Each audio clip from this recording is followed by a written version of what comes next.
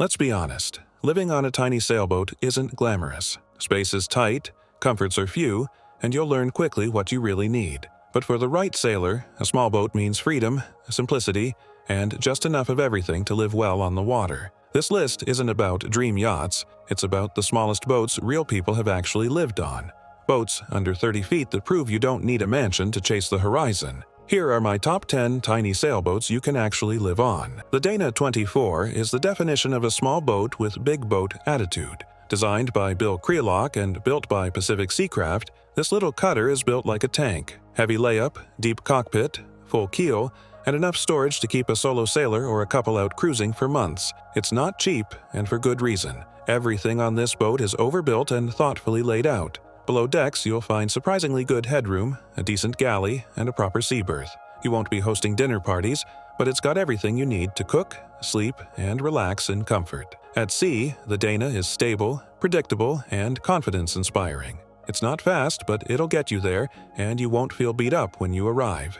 With a traditional look, solid teak trim, and a reputation for seaworthiness, the Dana 24 is a favorite among sailors who want to downsize without giving up ocean-going ability. It's not the cheapest tiny liveaboard out there, but it might be the most capable. If you want a real cruising boat in a compact package that can handle serious water, this one should be at the very top of your list. The Catalina 25 is a true entry-level classic. You'll find them all over North America, cheap, simple, and surprisingly comfortable for their size. It's not a blue water boat, but for coastal cruising, weekend escapes, or budget-friendly living, it punches above its weight. With a swing keel or fixed keel option, and a pop-top version that adds serious headroom at anchor, it's a flexible little boat that adapts well to different needs. The interior is cozy but functional. You get a V-berth forward, a small galley, a dinette that converts to a berth, and even a private head. It's not luxurious, but it gets the job done. Many live-aboard sailors have made this boat work long-term, especially solo or as a minimalist couple. The shallow draft version is great for gunk-holing in skinny water, and its lightweight means you can haul it out or even trailer it without too much trouble. The Catalina 25 is one of the easiest ways to dip your toes into live-aboard life. It's widely available, cheap to maintain, and has a solid owner community. If you're after a tiny boat to live on without breaking the bank, this one's a top contender. The Pearson 26 is another one of those boats that shows up in the stories of seasoned liveaboards who started small. Designed in the 1970s, she's got a solid reputation as a forgiving, simple cruiser that's easy to sail and surprisingly roomy inside. While it's not a full-keel ocean crosser, many sailors have lived aboard Pearsons for years, often customizing the interior to make it more livable. Down below, you'll find just enough space to make it work. There's a V-berth forward, a small dinette or settee, a compact galley, and usually a head tucked away. It's not fancy, but it's functional. What really makes the Pearson 26 stand out is how solid and straightforward it is. These boats were built in large numbers, so parts and advice are easy to come by. It's a great starter boat. Not just for sailing, but for learning how to maintain and live aboard a vessel on a small budget. It's best suited for protected or coastal waters, but that hasn't stopped plenty of adventurers from pushing its limits. If you want something cheap, simple, and proven by real liveaboards, the Pearson 26 is hard to argue with. The Flicka 20 is the smallest boat on this list, and maybe the most surprising. Just 20 feet long, yet fully capable of crossing oceans, the Flicka is a cult classic among hardcore cruisers. Full keel, heavy displacement, stout rig, this boat is a little tank, and somehow, despite its tiny footprint, it manages to pack a surprising amount of livability into the cabin. You get standing, headroom, for shorter folks, a compact galley, a head, and a decent berth. Everything is tight, but everything is there. The boat's seaworthiness is legendary. Plenty of Flickas have crossed oceans, and some have even circumnavigated. Its heavy displacement makes for a slow but steady ride, and the simple cutter rig is easy to handle solo. It's not a race boat, but if you value security and self-reliance in a microcruiser, this one delivers. The Flicka isn't for everyone. It's very small and not cheap for its size, but if you want the smallest possible boat that still feels like a real ocean-going cruiser, the Flicka 20 is in a league of its own. The Contessa 26 is a small boat with serious offshore credentials. Built in the UK and Canada and made famous by solo sailors like Tanya Abbey, this full-keel, transom-hung rudder design has crossed oceans and faced heavy weather with grace. At just 26 feet, she's compact, but the long waterline and deep draft give her excellent tracking and a smooth ride in rough conditions. Inside, the layout is tight but purposeful. You've got a V-berth, a couple of small settees, a little galley, and room for a head. It's not luxurious, but it's enough. What really sells the Contessa is how she sails. Balanced, forgiving, and capable of handling much more than her size suggests. For solo sailors or minimalist couples, she's an ideal platform for serious adventures on a small budget.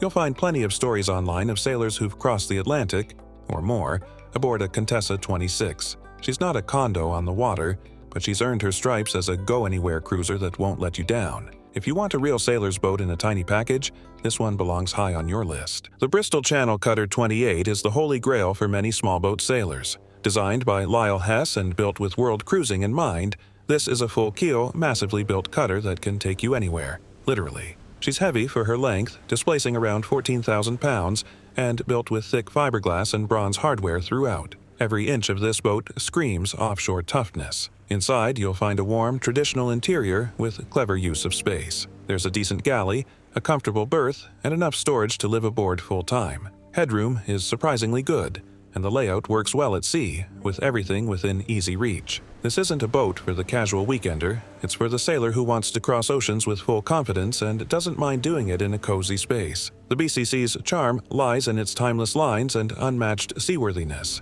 It's also not a cheap boat. These hold their value and are often passed from sailor to sailor like heirlooms. If you want a small, serious blue water boat with real soul and a reputation backed by thousands of ocean miles, the Bristol Channel Cutter 28 is at the top of the game. The Pacific Seacraft 25 is another Lyle Hess creation, and while she's smaller than the Bristol Channel Cutter, she shares that same blue water DNA. Full keel, heavy displacement, and a thoughtful, ocean-friendly design make this little cutter a real contender for long-distance voyaging in a compact package. At just 25 feet, she's tight inside, but not cramped. You get a basic but functional galley, a small nav area, and enough room to sleep and store your essentials. Her interior is beautifully crafted, with that classic Pacific Seacraft woodwork and attention to detail. She's safe, simple, and built to handle real weather. This is not a marina queen. The PS-25 is meant to move slowly and steadily across oceans, not to impress with wide-beam comfort. That said, many solo sailors and minimalist couples have happily lived aboard for years.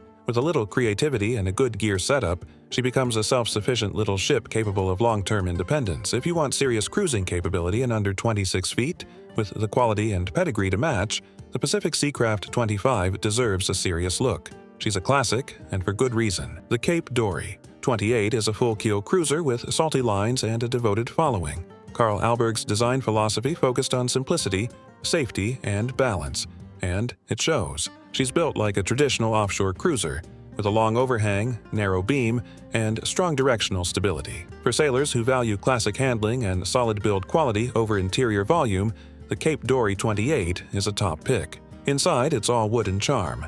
Tight quarters, yes, but thoughtfully arranged. You'll find a small but usable galley, a roomy V-berth, and a cozy saloon that makes the most of its limited space. There's decent ventilation and storage for a boat of this era, and with a little customization, it becomes a very livable space for 1 or 2 people. Under sail, she's stable and predictable. You won't win races, but you'll feel safe and in control, even in nasty weather. These boats are also reasonably priced and often come well-maintained by loving owners. If you want a compact liveaboard that can handle offshore passages and has a classic beauty in spades, the Cape Dory 28 might be exactly what you're looking for. The Andrews 28 is a bit of a wild card on this list. A lightweight, performance-oriented design that doesn't scream liveaboard at first glance. But for sailors who want something fast, responsive, and just big enough to make it work, this boat can deliver a lot of fun and surprising functionality in a small footprint. She was designed more with racing in mind, but that hasn't stopped creative sailors from turning her into a minimalist cruiser or even a liveaboard setup. The interior is basic but open, offering enough space to set up a berth, small galley, and storage. Don't expect the comforts of a blue water tank. This is more about living light and sailing hard. With a modern underbody, fin keel, and spade rudder, the Andrews 28 sails like a dream. She's quick, agile, and exciting, especially compared to the heavier classics on this list. That speed and responsiveness can also mean covering more ground or water on cruising trips, even if the accommodations are lean. If your idea of liveaboard life leans more toward adventure and less toward luxury, and you don't mind a stripped-down interior, the Andrews 28 is worth considering. The Albin Vega 27 is one of the most underrated small cruisers out there. Built in Sweden, this full-keel masthead sloop has crossed oceans and circumnavigated more than once. With over 3,000 built, it's a proven design with a loyal following and tons of real-world experience backing it up.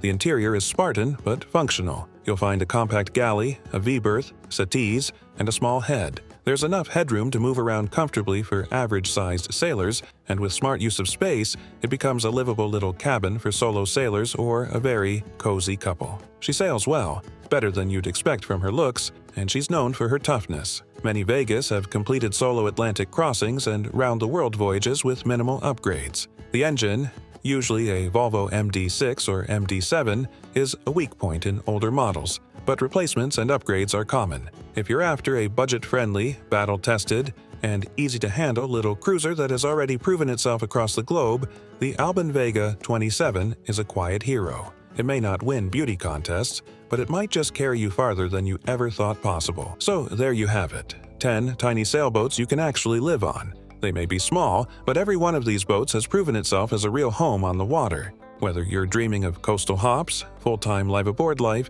or even crossing an ocean on a shoestring, these boats show that you don't need 40 feet of fiberglass to chase the horizon. Living small isn't easy. You'll bump your head, you'll crave a hot shower, and you'll get real familiar with every square inch of your boat. But if you pick the right one, it can also be the most freeing, rewarding, and downright fun way to live. If I missed your favorite pocket cruiser, drop it in the comments. I love hearing what boats you all are sailing, fixing up, or dreaming about. And if you enjoyed this one, make sure to subscribe and stick around. We've got more salty stories, boat breakdowns, and sailing advice coming your way. Until next time, keep it simple, keep it safe, and keep the heavy side down. See you out there.